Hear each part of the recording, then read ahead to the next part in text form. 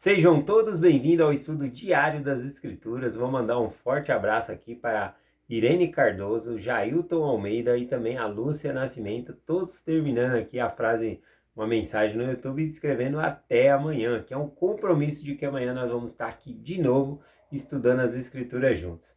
Também eu quero fazer as boas-vindas para uma nova inscrita que vai acompanhar o canal aqui com a gente, tá bom? Deixa eu ler o nome dela aqui, é a Renata Kojima, né? Ela foi indicada pelo Sérgio.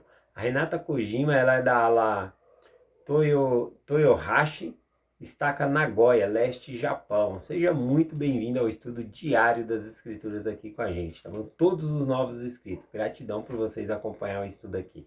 Hoje a gente vai estudar junto aqui Mateus capítulo 8, vou ler aqui o versículo 19 e o versículo 20. Tá bom? Aí eu já venho explicando. Aqui diz assim, ó. E aproximando-se dele um escriba, disse-lhe, Mestre, onde quer que fores, eu te seguirei.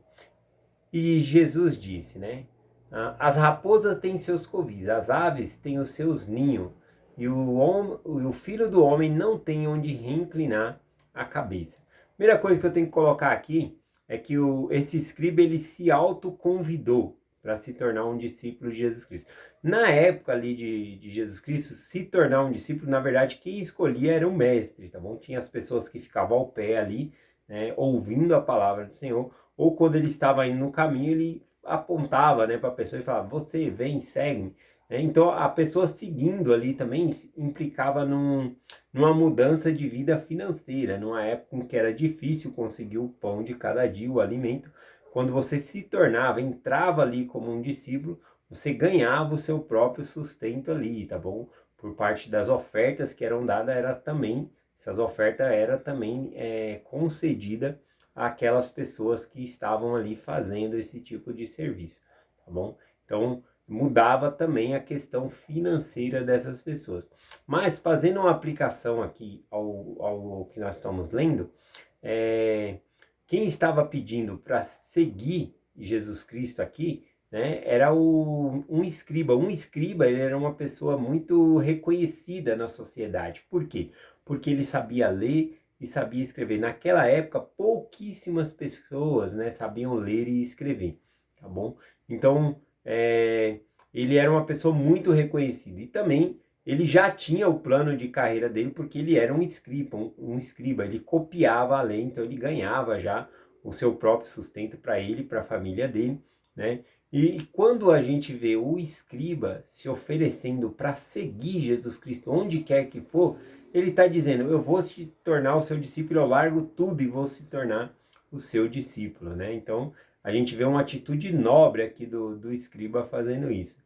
O elder James E. Talmert, no livro Jesus o Cristo, ele faz um comentário muito bonito a respeito desse versículo aqui, dizendo que essa era uma oportunidade que Jesus Cristo ou qualquer outra pessoa poderia pensar assim, nossa, uma pessoa renomada, né, uma pessoa muito importante quer me seguir, né, então eu vou aceitar, pode vir, vem me seguir aqui, né.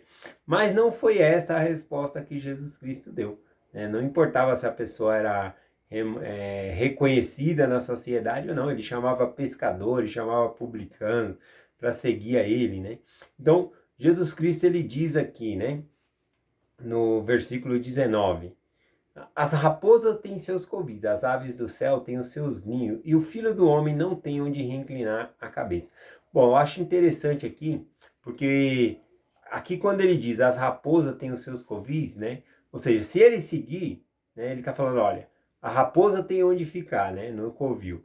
As aves têm os seus ninhos, mas eu, o filho do homem, não tenho onde reclinar a cabeça. Você vai me seguir mesmo, né? É isso que Cristo está colocando aqui para ele, né? Bom, por que Cristo está fazendo dessa maneira aqui? Também, só para compartilhar algo aqui, a título de conhecimento para nós, né? Quando Jesus Cristo fala aqui, né, as raposas têm seus covis, né? Quando as pessoas não gostam de um certo político ou coisa assim, eles usam um apelido ou usam um tipo de rótulo ali na pessoa. E entre os judeus, os da família de Herodes, né, ou seja, Herodes e os da família de Herodes ali, os filhos de Herodes, eram conhecidos como raposas, tá bom? a gente vê em outro versículo aqui, deixa eu compartilhar com vocês rapidinho, tá aqui em, deixa eu ver, tá em Lucas capítulo 13, versículo 31 e o versículo 32, quando os fariseus chegam até Jesus Cristo para assustar, né, Jesus Cristo.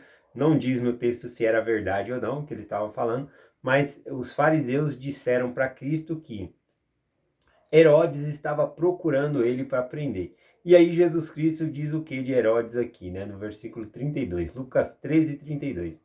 E disse-lhe: Ide dizei àquela raposa, eis que eu expulso demônios, efetuo cura, hoje e amanhã, e no terceiro dia sou consumado. Então ele se refere a Herodes como raposa, né? Então, naquela época, chamar de raposa significava Herodes, a velha raposa, e também os seus filhos também. É como se fosse um rótulo, um título aí, porque eles eram vendidos a Roma, né? Eles queriam muito mais era ganhar dinheiro e estar bem financeiramente do que realmente ajudar os judeus lá. Eles eram judeus vendidos, vamos colocar dessa maneira. Então é interessante que ele usa aqui esse termo raposas, né? As raposas têm seus covis, ou seja, Herodes e sua família têm onde morar. Aí quando ele diz aqui as aves do céu, né? As aves têm os seus ninhos, né? As aves normalmente citadas nas escrituras aqui são os gentios, ou seja, os romanos eram essas aves. Os romanos também tinham onde habitar, onde morar ali, tá bom? Inclusive o símbolo de Roma era uma águia, tá bom? Então faz muito sentido e era um apelido entre os judeus, as aves ser os gentios, tá bom? Todos aqueles que não eram judeus ali. Então Cristo está falando o que aqui? Olha, as raposas têm seus covis, as aves têm os seus ninhos, porém o Filho do Homem é o próprio Jesus Cristo, não tem onde reinclinar a cabeça, encostar, né, a cabeça ali, descansar. O que Cristo está dizendo? Olha, se você quer me seguir, eu não tenho onde reinclinar a cabeça. Ou seja, Jesus Cristo não está prometendo que se você se batizar e seguir a ele não está prometendo uma vida confortável ou o sustento da família. Ele não está prometendo nada disso. Eu achei bem interessante essa parte aqui. Vamos pegar a outra parte aqui, que é o versículo... Eu li o versículo 19 e o 20, vamos ler o versículo 21 e o 22, né? Que outra pessoa também, né, fala ali em seguir a Jesus Cristo, né? Mas ele coloca uma condição aqui, né? Diz assim, ó, versículo 21 e 22. E outro de seus discípulos lhe disse: Senhor, permita-me que primeiro vá sepultar o meu pai. Ele quer seguir a Jesus Cristo, mas ele fala: primeiro deixa-me ir sepultar o meu pai ali, né? Jesus, porém, disse: segue-me e deixa os mortos sepultar os seus mortos, né? Então, parece que Jesus Cristo foi bem rude, né? Falar para aquele homem: não, se você quiser me seguir, vem agora, deixa os mortos sepultar os seus mortos, né? Mas qual que é o contexto histórico aqui para que nós possamos entender, né? Aparece muito mais aqui na explicação que eu vou compartilhar que esse rapaz ele está dando uma desculpa para não seguir Jesus Cristo, tá bom? Primeira coisa que nós devemos observar no texto aqui, vou falar um pouquinho do sepultamento aqui rapidinho para nós, tá bom? Quando alguém morria, né, os parentes, né, normalmente eles já rasgavam as suas vestes, né, a parte da veste ali como um sinal de luto, né, era uma maneira de manifestar ali um luto também, né? Então eles rasgavam as vestes.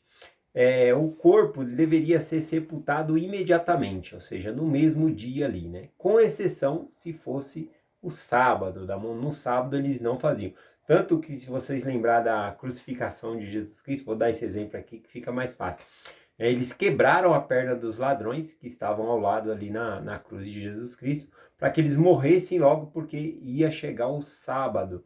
E aí não poderia fazer enterro no sábado, né? Ficaria os corpos ali pendurados, né? As aves poderiam vir, comer, e fica bem, bem ruim. Então eles tinham que tirar esses corpos. Então os judeus, seguindo os judeus não, os romanos também seguindo a lei ali dos judeus, eles não faziam essa crucificação no dia do sábado, tá bom? Então eles faziam na sexta, outros dias da semana ali. Então a gente pode ver que no sepultamento de Jesus Cristo, né, foi tudo feito às pressas, porque já estava se adiantando o sábado, quebraram as pernas das pessoas ao lado ali, dos ladrões, quando chegou na vez de Jesus Cristo, não lhe quebraram a perna porque ele já havia entregado o seu espírito, já estava morto. Né? O soldado romano ali chega, pega a lança e fura Jesus Cristo no lado, assim, na lateral. Né? Ali sai água misturada com sangue e ele realmente verifica que Cristo já estava morto, então ele não quebrou as pernas de Jesus Cristo. Isso também para se cumprir a escritura, né? Que diz que nenhum osso do seu corpo seria quebrado, assim como era na Páscoa, né? O cordeiro ali, ele tinha que ser comido e não podia quebrar um único osso do corpo do cordeiro. Bom, vamos continuar falando aqui do sepultamento, como que era. Tinha também a parte da purificação do corpo. Era lavado o corpo, limpo o corpo e colocado ervas aromáticas, né, cheirosas ali sobre o corpo também. Como o Cristo, né, ele foi ali já prestes a chegar ao sábado, então tudo foi muito correndo, né? José de Arimateia, ele pede o corpo ali e para colocar no próprio sepulcro que era dele. Então tudo foi à pressa, não teve tempo de fazer esse ritual de purificação. Tanto que a gente vê que no domingo as mulheres vêm até o sepulcro de Jesus Cristo para fazer essa purificação, porque não havia sido feita, tá bom? Mas elas encontram a pedra removida. Então aqui são rituais que existiam aqui sobre o sepultamento, né? Também não teve, né, no sepultamento de Cristo, flautistas e carpiteiras, né? Aquelas mulheres contratadas para chorar, né? A gente vai ver alguns episódios aqui no Novo Testamento que tem mulheres que vêm e choram ali no leito, né? Nas pessoas quando morrem ali, pessoas contratadas, flautistas, né? E também mulheres que choravam ali como costume por ter alguém morrido, tá bom? Então no de Cristo não teve também isso porque foi feito às pressas ali. Outra coisa agora que fica interessante, né? Quando Jesus Cristo fala para esse jovem, né? Quando ele diz aqui, deixa-me primeiro ir sepultar o meu pai. Primeira coisa que a gente tem que ver aqui é o contexto da história. Jesus Cristo não estava num funeral, tá bom? E foi até lá e, em vez de consolar aquele homem, né? Que o pai havia morrido, em vez de consolar, eles vem e me seguem, né? Não foi isso que estava acontecendo. Aqui que diz que estava no caminho. Jesus Cristo já estava num caminho. Então, nós não devemos imaginar num velório. Não é isso que estava acontecendo aqui, tá bom? Outra coisa também, na verdade, o sepultamento só acontecia um ano depois, tá bom?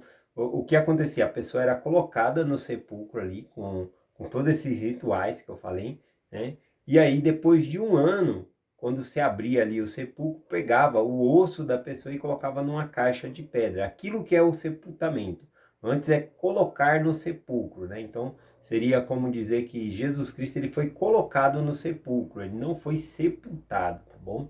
Na língua grega fica mais fácil de entender, né? Mas há traduções que usam aqui para o português para dar a entender aqui que Jesus Cristo foi sepultado, né? Na verdade, ele não foi sepultado, ele foi colocado no sepulcro. Ser sepultado era aproximadamente um ano depois, quando colocasse os ossos ali numa caixa de pedra. Então, quando esse rapaz ele está dizendo aqui, deixa-me primeiro ir sepultar o meu pai, né? Significa que ele queria esperar um tempo a mais, né? Caso o pai dele já tivesse morrido, né? Por que eu estou falando isso? Caso o pai dele teria morrido. Já vou explicar aqui.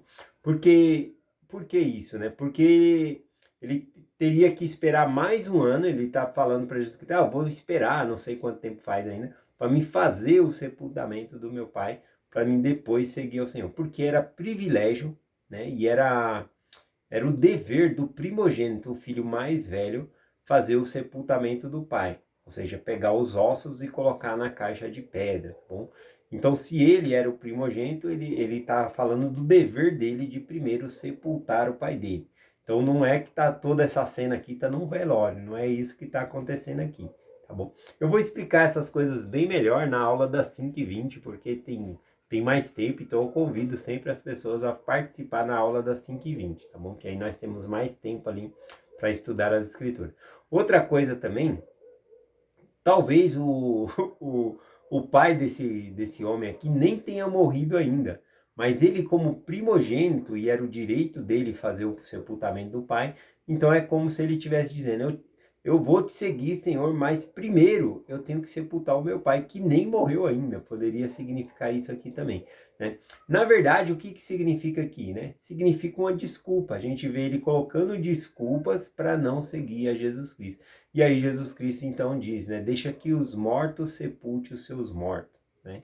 Então Jesus Cristo fala dessa maneira aqui com ele. Então é essa mensagem que eu quero compartilhar hoje com vocês.